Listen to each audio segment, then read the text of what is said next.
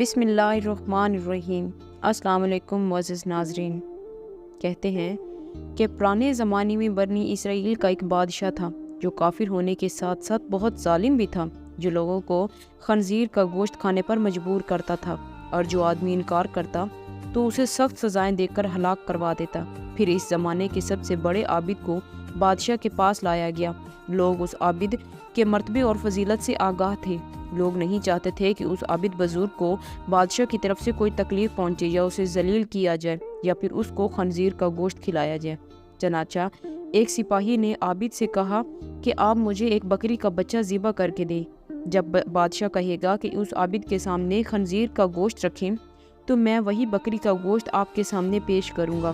بادشاہ یہ سمجھے گا کہ آپ نے اس کی خواہش کے مطابق خنزیر کا گوشت کھا لیا، اور اسی طرح آپ بھی ہلاکت سے محفوظ رہیں گے۔ عابد نے بکری کا بچہ ذبح کر کے اس کا گوشت سپاہی کو دے دیا۔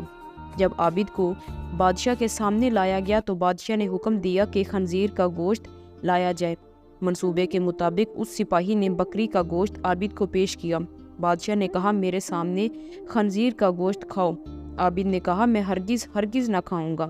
یہ سن کر سپاہی نے اشارے سے بتایا کہ یہ وہی بکرے کا گوشت ہے جو آپ نے دیا تھا، آپ بلا جھجک کھا لیں۔ لیکن عابد نے بادشاہ کے سامنے وہ گوشت کھانے سے انکار کر دیا۔